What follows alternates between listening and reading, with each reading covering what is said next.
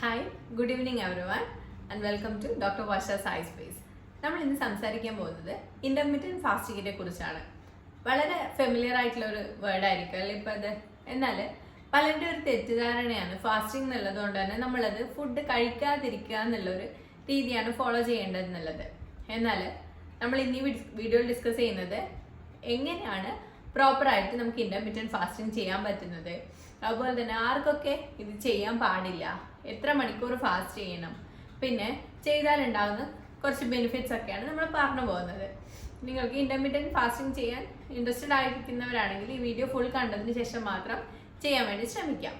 First തന്നെ എന്താണ് intermediate fasting എന്ന് നോക്കുകയാണെങ്കിൽ ഇത് നമ്മൾ എന്ത് ഭക്ഷണം കഴിക്കണം എന്നുള്ളൊരു ഡയറ്റ് പ്ലാനോ ഒന്നുമല്ല പറയുന്നത്, മറിച്ച് എപ്പോൾ കഴിക്കണം, എത്ര സമയം വരെ നമുക്ക് കഴിക്കാം എന്നുള്ളതാണ്. നമ്മളൊരു നിശ്ചിത സമയം ഫാസ്റ്റ് ചെയ്യുക, അതുപോലെ തന്നെ ഈറ്റിംഗ് വിൻഡോ ഒരു നിശ്ചിത സമയം സെറ്റ് ചെയ്ത് വെക്കാം. ഒരു ഉദാഹരണം നോക്കുകയാണെങ്കിൽ നമ്മൾ 16 അവർ ഫാസ്റ്റ് ചെയ്യും, 8 അവർ മാത്രം ഭക്ഷണം കഴിക്കുകയും ചെയ്യാം.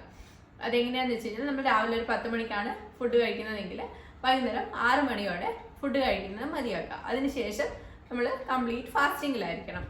ഇങ്ങനെ ചെയ്യുന്ന മെത്തേഡിനെയാണ് ഇന്റർമീഡിയറ്റ് ഫാസ്റ്റിംഗ് എന്ന് പറയുക. ഈ 16-18 ടൈമിങ്ങിലാണ് ഏറ്റവും കൂടുതലായിട്ട് നമ്മൾ ചെയ്തു വരുന്നത്. പക്ഷേ ഫസ്റ്റ് തന്നെ തുടങ്ങുമ്പോൾ നമ്മൾ 16 hours ഒന്നും ഫാസ്റ്റ് ചെയ്യാൻ പറ്റണമെന്നില്ല, 14 hours ഒക്കെ വെച്ചിട്ട് നമ്മൾ ഫസ്റ്റ് ചെയ്തു തുടങ്ങാം. എന്താണ് ഇന്റർമീഡിയറ്റ് ഫാസ്റ്റിംഗ് എടുക്കുമ്പോൾ നമ്മുടെ ബോഡിയിൽ സംഭവിക്കുന്നതെന്ന് നോക്കാം. നമ്മൾ കണ്ടിന്യൂസ് ഫുഡ് കഴിച്ചുകൊണ്ടിരിക്കുകയാണെങ്കിൽ നമ്മുടെ ഇൻസുലിൻ ബോഡിയിൽ ഉയരുകയാണ് ചെയ്യുന്നത്.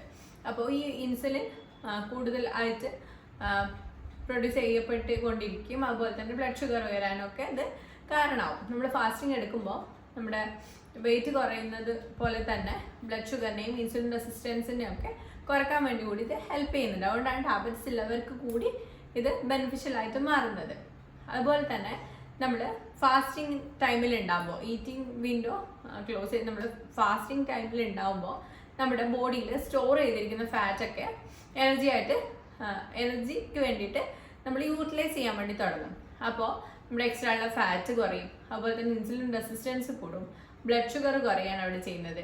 പിന്നെ ഓട്ടോഫാജി പ്രോസസ്സ് നടക്കും, മെറ്റബോളിസം ഒക്കെ മെച്ചപ്പെടുത്താനൊക്കെ ഈ ഇന്റർമീഡിയറ്റ് ഫാസ്റ്റിംഗ് ഇതുവഴി ഹെൽപ്പ് ചെയ്യുകയാണ് ചെയ്യുന്നത്. ഈ ഒരു പ്രോസസ്സാണ് നമ്മൾ ഫാസ്റ്റിംഗ് ടൈമിൽ ഉണ്ടാകുമ്പോൾ നമ്മുടെ ബോഡിയിൽ നടക്കുന്നത്.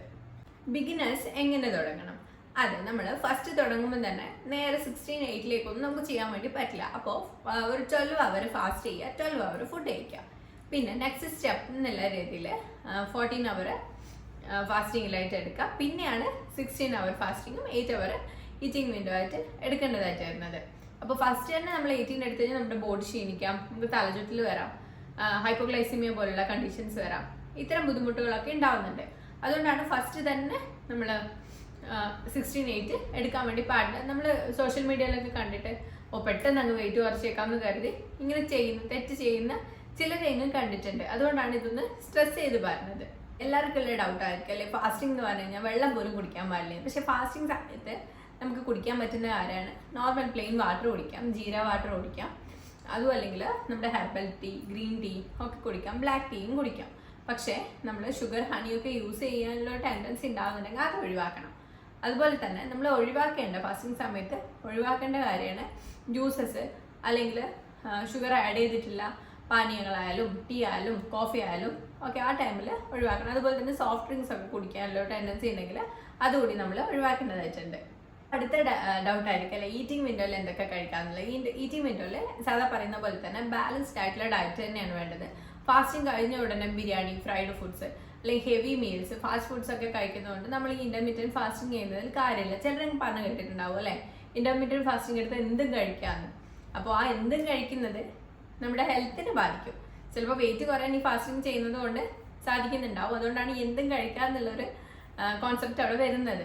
പക്ഷെ അതിന് പകരമായിട്ട് പ്രോട്ടീൻ റിച്ച് ആയിട്ടുള്ളത്, വെജിറ്റബിൾസ്, ഡാൽ, പനീർ തുടങ്ങിയവയൊക്കെ നമ്മുടെ ഹെൽത്തി ആയിട്ട് ഓൾറെഡി ഡിസ്കസ് ചെയ്ത ബാലൻസ്ഡ് മീലിൽ ആ ഒരു ഡയറ്റ് പാറ്റേൺ തന്നെ ഇന്റർമീഡിയറ്റ് ഫാസ്റ്റിംഗ് എടുക്കുന്ന സമയത്തും കണ്ടിന്യൂ ചെയ്യാൻ വേണ്ടിയിട്ട് ശ്രമിക്കുക.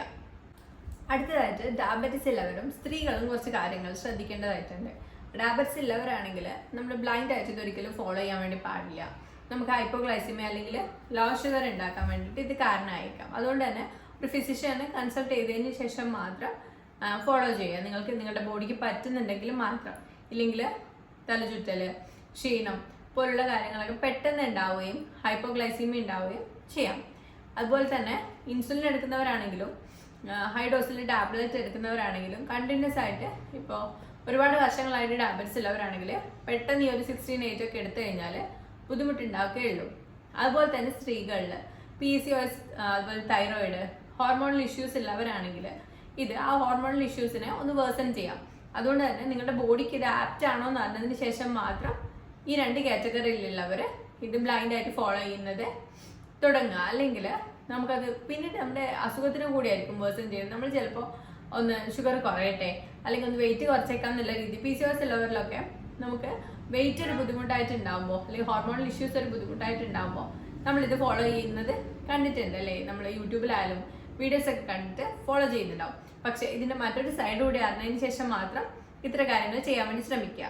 ആയിട്ട് ചെയ്തു വരുന്ന കുറച്ച് മിസ്റ്റേക്സ് നമുക്ക് ഡിസ്കസ് ചെയ്യാം. ഒന്നാമതാണ് നമ്മൾ സ്റ്റാർവിംഗ് എന്ന് കരുതുക. കംപ്ലീറ്റ് ഫാസ്റ്റിംഗ് ആണ്, ഒന്നും കഴിക്കാൻ പാടില്ല എന്നുള്ള രീതിയിൽ നമ്മൾ ഈറ്റിംഗ് ടൈമിലും കുറച്ച് മാത്രം ഫുഡ്, കുറച്ച് സാലഡ്സ് മാത്രം കഴിക്കുന്നവരൊക്കെ കണ്ടിട്ടുണ്ട്. പക്ഷെ പറ്റില്ല. പ്രോട്ടീൻ ആയാലും ഫൈബർ ആയാലും കാർബോഹൈഡ്രേറ്റ് ആയാലും നമ്മുടെ ബോഡിക്ക് വേണ്ടുന്ന അതേ അളവിൽ നമ്മൾ ഇന്റർമീഡിയറ്റ് ഫാസ്റ്റിംഗ് എടുക്കുമ്പോൾ കിട്ടേണ്ടത് ആയിട്ടുണ്ട്. അതുകൊണ്ട് തന്നെ കംപ്ലീറ്റ് ഒരു ഫുഡൊന്നും കഴിക്കാത്തൊരു സ്റ്റേജിലേക്ക് ഒരിക്കലും ഇത് ചെയ്യുമ്പോൾ നമ്മൾ കണ്ടിന്യൂ ചെയ്യാൻ വേണ്ടി പാടില്ല.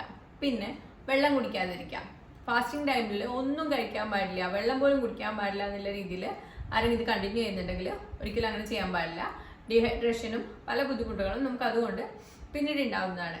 അതുപോലെ തന്നെ ഫാസ്റ്റിംഗ് ബ്രേക്ക് ചെയ്ത ഉടനെ തന്നെ ഫാസ്റ്റ് ഫുഡ് അല്ലെങ്കിൽ ജങ്ക് ഫുഡ്സ് അല്ലെങ്കിൽ കൂടുതൽ ഫാറ്റി ആയിട്ടുള്ള ഓയിലി ആയിട്ടുള്ള ഫുഡ്സ് കഴിക്കുന്നത് മസ്റ്റായിട്ട് അവോയ്ഡ് ചെയ്യേണ്ട കാര്യമാണ്. പിന്നെ സ്ലീപ്പ് കൺട്രോൾ ഇല്ലാത്തത്. നമ്മൾ ഇന്റർമീഡിയറ്റ് ഫാസ്റ്റിംഗ് എടുക്കുമ്പോൾ മസ്റ്റായിട്ടും നോർമലി പറയുന്ന പോലെ തന്നെ 6 to 8 hours ഉറങ്ങേണ്ടതായിട്ടുണ്ട്. അതുപോലെ തന്നെയാണ് സ്ട്രെസ് കൺട്രോളും. സ്ട്രെസ്സും നമ്മൾ മാനേജ് ചെയ്താൽ മാത്രമേ ഇതൊക്കെ നമ്മുടെ ബോഡിയിൽ എഫക്റ്റ് ആവുള്ളൂ. അല്ലെങ്കിൽ സ്ട്രെസ്സിൻ്റെയും കോർട്ടിസോൾ ഉയരുകയും നമ്മൾ ടാബ്ലറ്റ്സിലൊക്കെ വേഴ്സൺ ചെയ്യുകയും മറ്റ് നമ്മുടെ നോർമലി ഉള്ള ആൾക്കാരിൽ തന്നെയായാലും ഹെൽത്ത് ഇഷ്യൂസ് വരാൻ വേണ്ടി സാധ്യതയുണ്ട്. ഇത്തരം കാര്യങ്ങളൊക്കെ മസ്റ്റായിട്ട് ഇത് ചെയ്യുന്നതിന് മുന്നേ തന്നെ നമ്മൾ അറിഞ്ഞിരിക്കേണ്ടതായിട്ടുണ്ട്. നമ്മളിൽ ആർക്കൊക്കെ ഇത് ചെയ്യാൻ പാടില്ല എന്നുള്ളത് നോക്കാം. നമ്മൾ ഓൾറെഡി ഡിസ്കസ് ചെയ്തു. PCOS, അതുപോലെ തന്നെ സ്ത്രീകളിൽ തൈറോയ്ഡ് ഇഷ്യൂസ് ഉള്ളവരാണെങ്കിൽ, ഹോർമോണൽ ഇംബാലൻസ് എന്തെങ്കിലും ഉള്ളവരാണെങ്കിൽ, അല്ലാതെ തന്നെ നമ്മൾ ഇപ്പോൾ ബ്രസ്റ്റ് ഫീഡിങ് ആയിട്ടുള്ള മദേഴ്സിൽ, പ്രഗ്നൻസി പീരീഡിലാണെങ്കിൽ, അതുപോലെ തന്നെ കുട്ടികളിൽ നമ്മുടെ സീരിയസ് ഡിസീസസ് എന്തെങ്കിലും ഹാർട്ട് ഡിസീസസ് ഒക്കെ ഉള്ളവരാണെങ്കിൽ, അതുപോലെ തന്നെയാണ് നമുക്ക് ഹൈപ്പോഗ്ലൈസീമിയ ടാബ്ലറ്റ്സ് ഉള്ളവരാണെങ്കിൽ ഹൈപ്പോഗ്ലൈസീമിയ ഓൾറെഡി നമുക്ക് ഉണ്ട്. നമ്മുടെ വാല്യൂ നോക്കുമ്പോൾ ഷുഗർ പെട്ടെന്ന് ലോ ആവുന്നുണ്ട് എന്നാണെങ്കിൽ പെട്ടെന്ന് ഇത് എടുക്കാൻ വേണ്ടിയിട്ട് ശ്രമിക്കരുത്. അതുപോലെ തന്നെ ചെറിയ കുട്ടികളിലും ഓവർ വെയിറ്റ് ഉണ്ടെങ്കിലും അവരിത് പെട്ടെന്ന് വെയിറ്റ് കുറക്കാൻ വേണ്ടിയിട്ടാണ് കളിയാക്കൽ ഉണ്ടെന്നൊക്കെ പറഞ്ഞ് ചിലപ്പോൾ ഫോഴ്സ് ചെയ്യുന്നുണ്ടാവും വീട്ടിൽ നിന്ന്. ഒരിക്കലും അതിനെ അനുവദിക്കരുത് നമ്മൾ. പിന്നെ ടാബ്ലറ്റ്സ് ഉള്ളവർ ഇൻസുലിൻ എടുക്കുന്നവരാണെങ്കിൽ മസ്റ്റായിട്ടും നമ്മുടെ ഷുഗർ വാല്യൂ മോണിറ്റർ ചെയ്തതിന് മാത്രം, അതുപോലെ തന്നെ ഫിസിഷ്യനോട് ഈ കാര്യങ്ങളൊക്കെ പറഞ്ഞതിന് ശേഷം മാത്രമേ എടുക്കാൻ വേണ്ടി പാടുള്ളൂ. ഇന്റർമീഡിയറ്റ് ഫാസ്റ്റിംഗ് അല്ല ഒരു ഷോർട്ട് കട്ട് മെത്തേഡ് ഒന്നല്ല. നമ്മൾ ഒരു 1 week ഫോളോ ചെയ്തു, പിന്നെ നെക്സ്റ്റ് വീക്കിൽ നമ്മളൊന്ന് കൺസിസ്റ്റൻസി ഒന്ന് മെയിൻറ്റെയിൻ ചെയ്യാതെ എല്ലാം കഴിക്കുന്നു, അതുപോലെ തന്നെ ഈ ഈറ്റിംഗ് വിൻഡോ ഒന്നും കറക്റ്റായിട്ട് ഫോളോ ചെയ്യുന്നില്ല എന്നാണെങ്കിൽ നമുക്കൊരു റിസൾട്ട് ഒന്നും കിട്ടിയെന്ന് വരില്ല. അതുപോലെ തന്നെ ഈ ലൈഫ് സ്റ്റൈൽ മോഡിഫിക്കേഷൻ ആയാലും നമ്മൾ കുറച്ചൊക്കെ പിന്നെയും ശ്രദ്ധിക്കേണ്ടതായിട്ടുണ്ട് അല്ലേ? വെയിറ്റ് കുറച്ചു, ഇനിയിപ്പോൾ എന്തും കഴിക്കാന്നുള്ള രീതിയിലാണെങ്കിൽ പിന്നെ ഹെൽത്ത് ഇഷ്യൂസും വരും. അതുപോലെ തന്നെ നമ്മുടെ പോയ വെയിറ്റ് അതേപോലെ തിരിച്ചു വരികയും ചെയ്യും. മെയിനായിട്ട് വെയിറ്റ് കുറക്കാനാണ് ഇന്റർമീഡിയറ്റ് ഫാസ്റ്റിംഗ് ഇപ്പോൾ എല്ലാവരും ഫോളോ ചെയ്യുന്നത് അല്ലേ? അപ്പോൾ നിങ്ങളുടെ ബോഡിക്ക് ഇത് ആപ്റ്റ് ആണോ? ഇത് ചെയ്ത് കഴിഞ്ഞാൽ എന്തൊക്കെ ബെനിഫിറ്റ് ഉണ്ടാവും? ഇതൊക്കെ ഇതിൽ എന്തെങ്കിലും ഇനിയും ഡൗട്ട് ഉണ്ടെങ്കിൽ കോമെന്റ് ചെയ്ത് ചോദിക്കാം. അല്ലെങ്കിൽ നമ്മുടെ യൂട്യൂബിൻ്റെ ബയോയിൽ വാട്സപ്പ് ഗ്രൂപ്പിൻ്റെ ലിങ്ക് ഉണ്ട്, അതിൽ ജോയിൻ ചെയ്യുന്നത് വഴി നമുക്ക് ഇത്തരം കാര്യങ്ങളൊക്കെ ഡിസ്കസ് ചെയ്യാവുന്നതാണ്. അപ്പോൾ ഈ വീഡിയോ ഹെൽപ്ഫുൾ ആയിട്ടുണ്ടെങ്കിൽ അത് ലൈക്ക് ചെയ്യാനും സബ്സ്ക്രൈബ് ചെയ്യാനും ശ്രമിക്കുക. കൂടുതൽ വീഡിയോസ് ആയിട്ട് കാണാം. Thank you.